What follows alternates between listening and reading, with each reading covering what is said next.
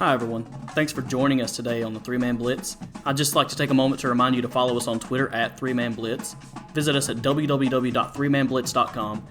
You can listen to us on Anchor, Spotify, Google Podcast, Breaker, and don't forget to view us on YouTube. Make sure you subscribe and hit the like button. Thanks guys. Hey everybody, and welcome into another edition of the Man Blitz, and this time we're college edition. Woo woo! All right, guys, so it's one of the videos you've all been waiting for. We're finally going to cover the Alabama Crimson Tide. We've been making our way through the West, and we are finally there. They're our third team in. So, Kwesi, Jeremy, guys, let's go ahead and take a shot. Ooh, go for three. Down the hatch. Roll damn Tide. You must have been drinking already to say that. Yes. I couldn't bring myself to say it. Okay, so for the fans. I'm a Georgia fan, so this hurts me. Jeremy's a Tennessee fan; it hurts him. And boy, I don't even want to talk about what they did to freaking Michigan last season. Okay, we're not gonna talk about it. Okay.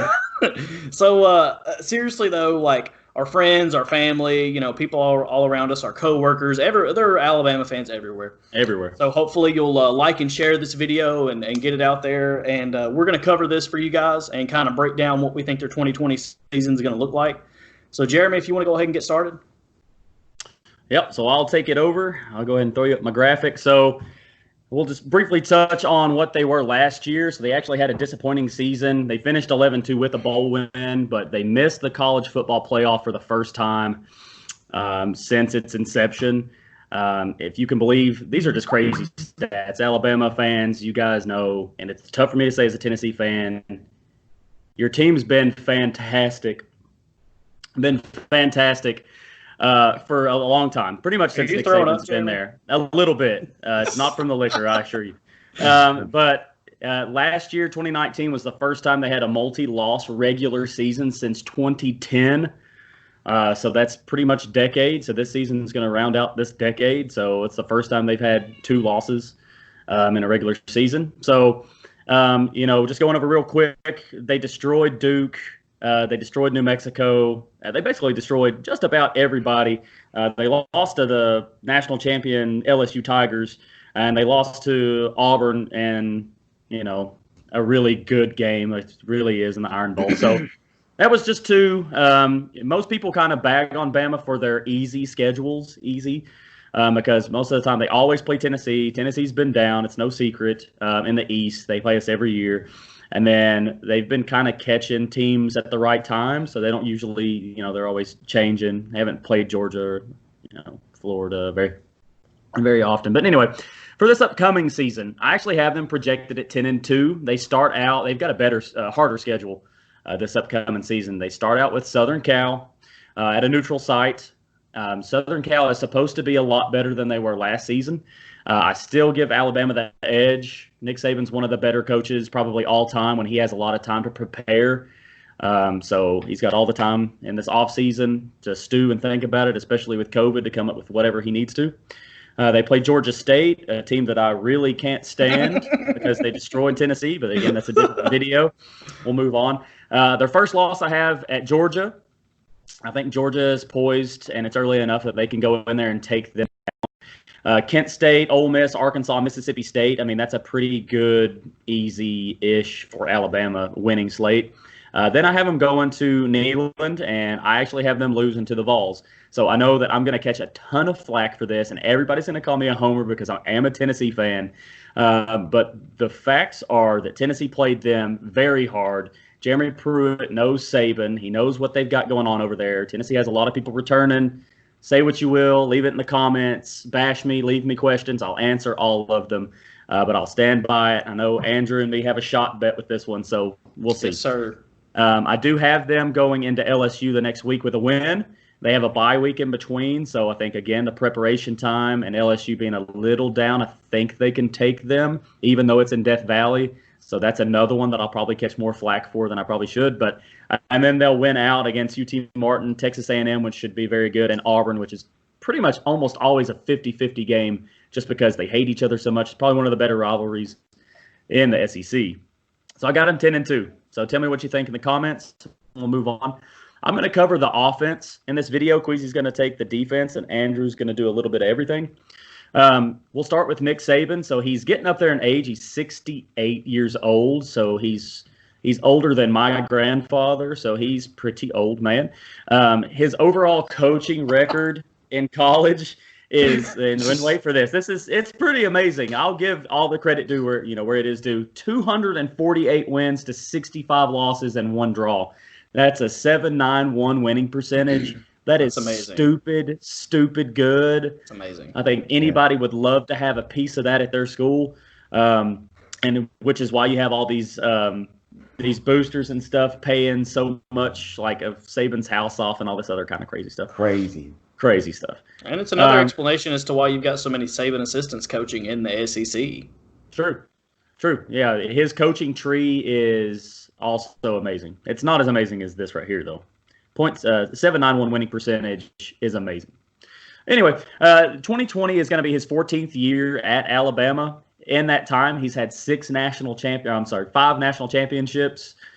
He has 6 total, 5 with Bama, 1 with LSU before he went to Miami. He has 6 SEC championships. And like I had stated, this past season is maybe one of their most disappointing in recent years, where they actually didn't make the playoffs for the first time. And that was greatly due to that Auburn defeat. So Auburn, I'm sure, was elated. And it's the first time they've lost 2 games since 2010. Nick Saban's known for his defense. He's really good about hiring an offensive mind to kind of come in and his shortcoming. And I think that speaks to him as a coach. He knows that that's probably one of his weakest parts of his game, if you could say that, in his coaching. And so he has right now Steve Sarkisian. Steve Sarkisian, just as a kind of a cliff note, interesting fact, he has been a head coach. He was with the Washington Huskies and at USC, and he wasn't very great. He was 43-33, kind of the opposite of Saban. He's more of an offensive mind, not a defensive guy. He was the OC with the Falcons in 2017 and 18, so I know Kwesi loved him. But under Sarkisian last year, they were second in the nation in scoring at 47.2 points per game. Their offense was 6th in total offense at 510 yards per game. So, and they had the number 3 passing offense. They passed for 342 yards per game. So, I still have the idea of Alabama being like a run-heavy team, but it's just not the case any longer. They've been more spread since Kiffin was there, and Sarkisian, they've been throwing it around. They've had Tua, or they did.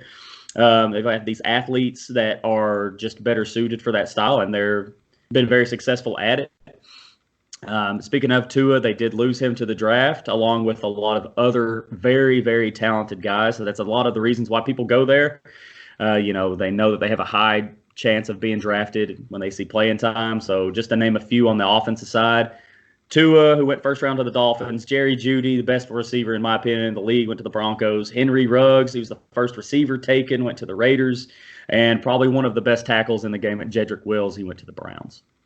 So one of things that I've got down here is that they were running a spread with Sarkisian, and I'm wondering if it's going to change simply because of what they've got going on, and it's a good transition to the 3 biggest questions. So I'll ask these 3 biggest questions, and then I'll pass it over to Kwesi so he can do the defense. So the first one I have is probably one of the biggest questions that everybody, especially Alabama fans, have. Who's going to start at quarterback, and what is the situation there? Okay, so first and foremost, if you go and look, Tua's little brother was there. And a lot of people had him slated like, well, I think he could go up and kind of take his brother's reins. Well, all of that went to poop because he transferred to Maryland last month before, not that long ago. So he's gone. So he's out of the conversation. So here we have, it's basically a 2-man race. And I don't think this is a surprise to many people that follow Alabama. It's Mac Jones and the 5-star freshman Bryce Young. So basically, I believe that it's Mac Jones's job to lose. He's a redshirt junior.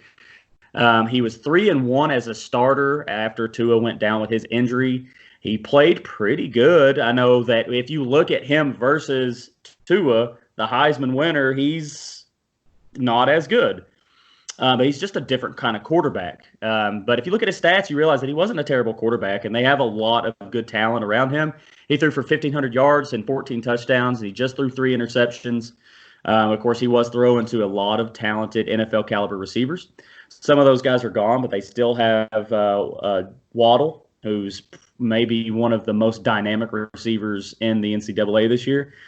The one thing is I don't expect for him to have a very long leash. So if you see him playing a little bad, or if they start losing, God forbid, I think you'll see Bryce Young pop in. And if that happens, I think Bryce Young is more athletic. And so if he doesn't have much drop off, I think he has a better opportunity. He's more flexible. Okay, he can do more things. So if he can do that and minimize his mistakes, I believe they would want it to be Bryce Young. So I think it will be Mac Jones that starts. But if you see him play poorly, expect his leash to be pretty short because what was it, the national championship game when Tua came in anyway for Jalen Hurts? I mean, Jalen Hurts he did nothing but good things at Alabama, and they pulled him when he played poorly for Tua. Against who? I don't remember who that was. Georgia State or something. It must have been Georgia State. Best team in the state of Georgia. Sorry. Okay. Back on track. So I believe it will be Mac Jones, but look out for Bryce Young. That's how we'll put that. The number 2 question is this the beginning of the end for the Saban era? So we hear this year after year after year. Everybody asks Saban, which is actually kind of funny when they ask him at these press conferences, and he basically yells at them, doing the old grandpa thing and make them cry. But I think the way that you have to answer it's the same way that he would, honestly, and that's I'll hang it up when I'm ready to hang it up and not before. So I think it's worth noting that he's under contract until 2025.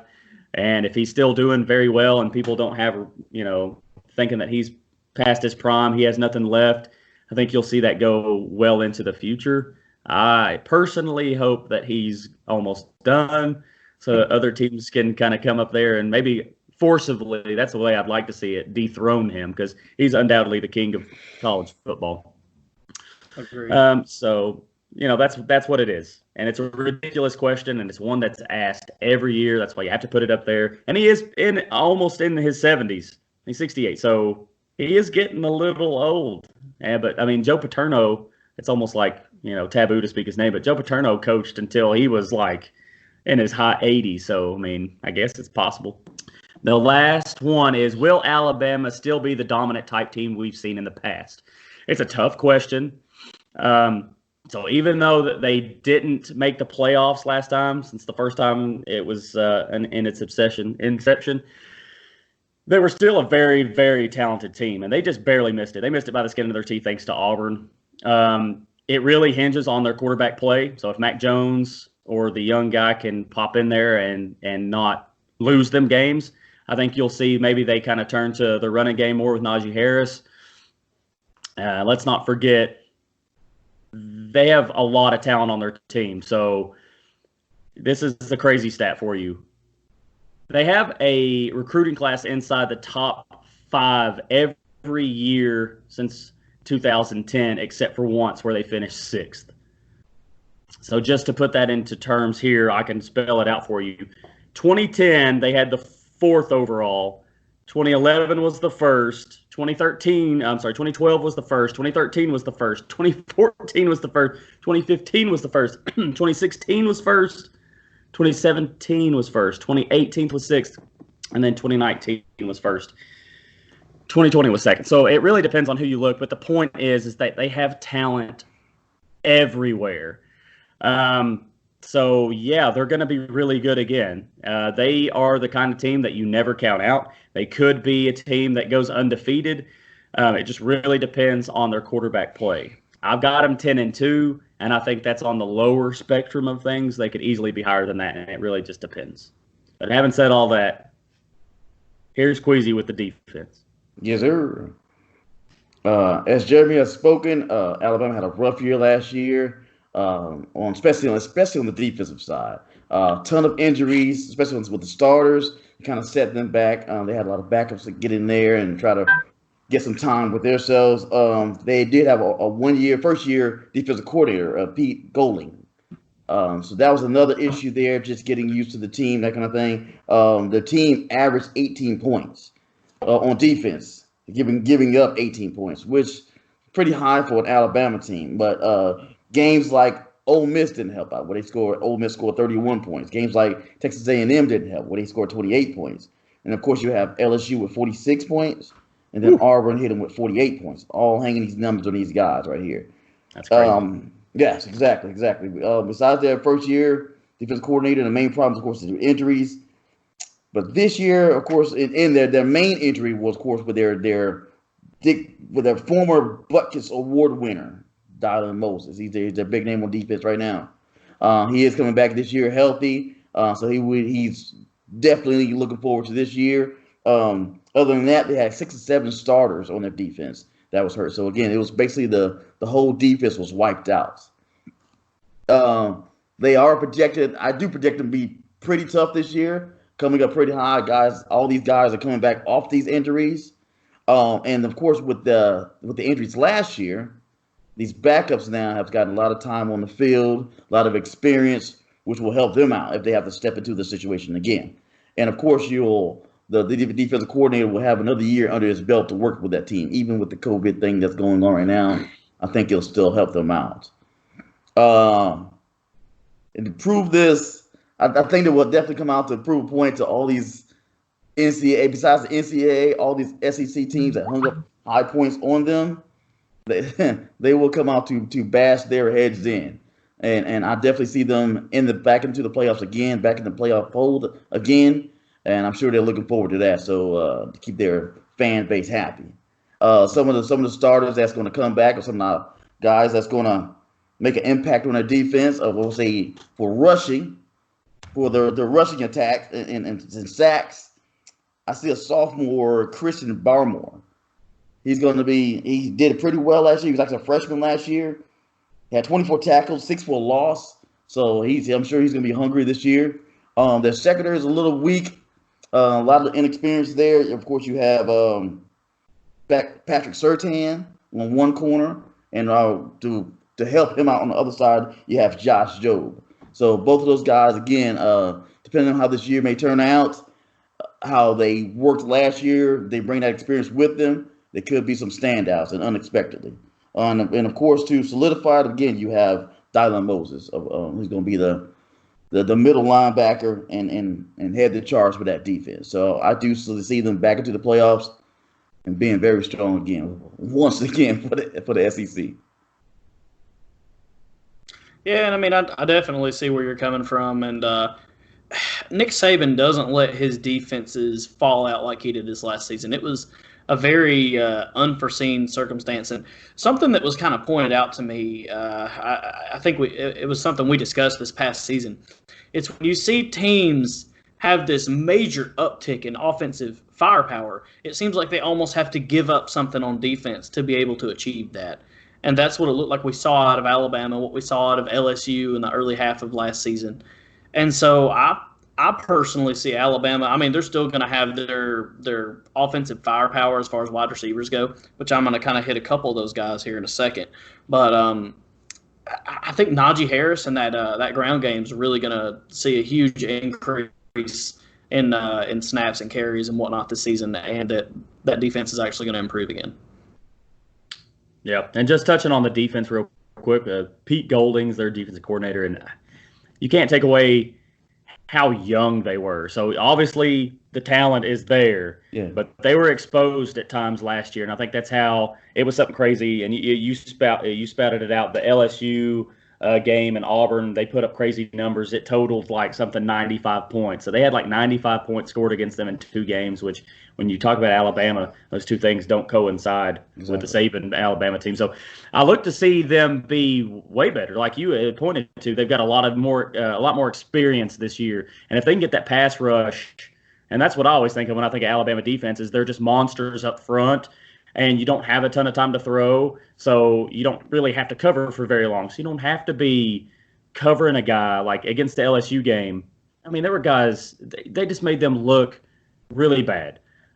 So I look for them to be a lot better this year on defense, to your point, Kwesi. Definitely. And before I move on to my part of the episode here, my little breakdown, in my graphic and whatnot. I just want to kind of comment real quick on some of the transfers that Alabama's had. Some of the guys they've had hit the portal recently. And right after, actually it was right after, like I think the day after we posted the Mississippi State video, Crimson Tide receiver Tyrell Shavers announced that he was headed to Mississippi State. Yep. So that's something that should be highlighted. And, of course, you talked about, too, his little brother, Taulia Tagovailoa. And I believe it was Friday or this past weekend, Chadarius Townsend, who was came into Alabama as an athlete, a 4-star or 5-star athlete. He played running back. He messed around a little bit as DB. He's played receiver most recently, I believe, and that's where he's decided the position he wants to play. He has entered the transfer portal. I'm not seeing where he wants to go. I don't think he's announced that yet, but that's just something to be on the lookout for anyway. Which I can understand, though. It's probably hard to get playing time behind some of these guys, you know? And that transfer portal's a little weird, especially now that you have, you can put your name in it, see what kind of attention you get, and then you can withdraw it if you wanted to. But I'm not really surprised. You'll probably see a lot of receivers might want to transfer to Mississippi State simply for the fact that they're running the air raid. They're going to get targets. That's what you want as a receiver. You're going to get a chance to shine. Yeah. Who doesn't want that? Yeah, exactly. Hopefully that's not a reflection on Mac Jones, how he thinks about him. So what's up? Well, on my left over here, I've got their 2020 season breakdown here, and I've got them going 10-2. I've got a win versus USC, a win versus Georgia State, a loss versus Georgia. I think it's just going to be one of those things where, not trying to be a homer, but I think Georgia's kind of going to catch them off guard with their offensive transition here. And this, honestly, like Jeremy said, it's Mac Jones's position to lose at the quarterback battle. But Georgia has an uncanny ability to pull out Alabama's backup quarterback. So this may be the first game we actually see Bryce Young really play in. I think they're going to win versus Kent State. Then they've got a stretch here of away games, 4 away games in a row, but there's a bye week thrown in the middle of it. But I think at the end of this away game stretch that they come away with a loss at LSU, at Death Valley. And, Jeremy, just ignore that Tennessee. It's fine. It's okay. And we'll see. We'll see. I could see the upset there, but I'm not going to be the guy putting my money on it. So that'd be me. Yeah, they're going to win versus UT Martin. Texas A&M will be a good game. And then, of course, the Iron Bowl, one you have to watch every year. It's always a must-watch. And honestly, even being a Georgia fan, I think that's the greatest rivalry in all of college football. I love watching that game. The second best. And easy. I knew that was coming. But I've got them at about a 50% chance to win the West, maybe locked in a 3-way battle with Auburn and LSU. Those are the 2 teams I really kind of see with their heads stuck in there with Alabama. And I don't have any doubt in my mind that they will at least play in a New Year's Six Bowl, at the very least. Very least. Yeah. Okay, so time for some of our SEC tradition. Kwesi's favorite part. He's learning new stuff every week. Okay. The nickname Crimson Tide came from a sports writer who covered the 1906 Alabama versus Auburn game, I guess before it was called the Iron Bowl. The highly favored Tigers were held to 6 points by a stingy Bama defense. The rain-soaked field was inspiration for the writer to coin the phrase Crimson Tide when describing the muddy defense. That's interesting. A lot of people ask that question. Nobody knows where that came from. Remember, it's like Crimson Tide. Well, that's not an adjective. Fact number 2. A reporter wrote of Alabama's offensive lineman during the game against Ole Miss on October 8th, 1930. Some excited fan in the stands bellowed, hold your horses, the elephants are coming, and outstamp this Alabama varsity. There's some big old boys. No, somebody in the stands yelled this out. Yeah, like, you see that nowadays. Like 10 people out there. Nowadays, somebody's gonna cry. Somebody go get their feelings hurt. I mean, they weren't even selling alcohol in the stands then. They're gonna yell out. Kwesi, I don't know if you know this, but this is how we do it in the SEC. You ain't gotta sell it. We bring it in. You gotta smuggle that stuff in, bro. Okay. Oh, number 3. During the 1940s, the school kept a live elephant mascot named Alamite. I think that's how you say that. That's weird. That's what's weird. Not them having a live elephant. The name It was a regular on game days, and for several years, it would carry that year's homecoming queen onto the field prior to the game. Lucky lady. Get to ride the elephant. Oh, Lord. Number 4, the NCAA gives Alabama credit for 14 national championships. They claim 17, and 6 are shared with other schools. That's back when we had voting and polls and whatnot. So, certain... BCS. Yeah, well, some of these were even before the BCS. Some institutions would credit Alabama with a national championship. Some institutions would credit another team, and so they had to split them. So, I mean, it's weird back then, I like our playoff system we got. It's not bad. I think it's still not perfect. It's not perfect, but it's good. It's much better. It's much better. Okay, so number 5, I thought this one was really cool. You don't get to hear a lot about Nick Saban personally and like the different things he believes in this and that. He's just like Jeremy described, kind of just like a grumpy old grandpa you don't want to play against. But Nick Saban believes that the straw hat that he wears to practice can bring the team good fortune. He's superstitious. And during the 2009 championship run, he had his daughter give him a penny before every game because he thought it was good luck. And if he didn't get to see her before he left the house, he had her meet him at the tunnel before he ran out to give him a penny. Thought that was kind of cool. Kwesi always laughs there. They have a live elephant, bro. Where do you keep that thing? In a school pool or something? What do you keep a live elephant on campus at? It was 1920. Things were different back then. Exactly. What, changed to a tree? I mean, moving on. While Kwesi processes this, key players we already talked about. Mac Jones. He's a junior quarterback. His 2019 stats, which he actually started 3 games, of course, after 2 his injury. One of those was against Auburn, where he threw 2 interceptions. And, man, that game was just I'm not sure if I'm using this phrase right or not, a slobber knocker. That's what that game was. It was rough. But he had 97 completions, 141 attempts for a 68.8 completion percentage. He threw for 1,503 yards, 14 touchdowns, 3 interceptions, and he's currently locked in a quarterback battle, as we've already discussed, with Bryce Young. And there's his Heisman odds, of course. They're actually pretty decent, and I think that speaks a lot to the team that surrounds the quarterback. And I talked to Kwesi about this after watching some tape on Mac Jones whenever we were doing our research. And I told him I wasn't going to say it, but don't get your hopes up, because I'm not saying this in speaking about 2019 Joe Burrow, but Mac Jones right now reminds me a lot of 2018 Joe Burrow, as far as he's a very tough quarterback. Not 2019 Joe Burrow. There are 2 Joe Burrows here. That's a big difference. Big difference. Yeah. So hear what I'm saying. I'm not saying you're going to have 5 million passing yards to 37 different receivers and 8 million touchdowns. Yeah. I'm saying he reminds me of 2018 Joe Burrow. Very tough quarterback. And, of course, we can't, not talk about Najee Harris. He's a senior this season. Really surprised me that he decided to come back.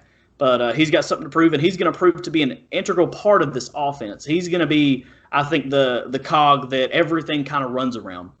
His 2019 stats, he's got 209 attempts, 1,244 yards, 13 touchdowns, and 5.9 yards per carry. 24 receptions, 304 yards, 7 touchdowns. Now, check this. The last half of the season, he really just, turned on, man. He scored 12 rushing touchdowns in the last 7 games. 12 of his 13 touchdowns. He scored 1 in the first half of the season. Wow. He really just went off at the end of the season, and I think we really saw the Najee Harris that we're going to be seeing this season. Yeah. And you guys need to look up some of his highlight videos. There was a game they were playing against, what team was it? Where he, hurdled the guy, and then he, threw a guy to the ground, and we got to find that highlight and put it up. It was amazing. Yeah, you know the one I'm talking about. I'm talking about. And we're going to insert it here. Yeah, we'll have it on.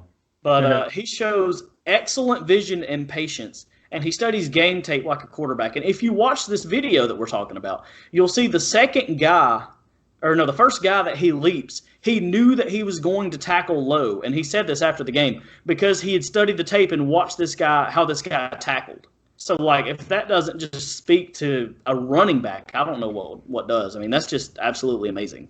He's very, very smart, very intelligent.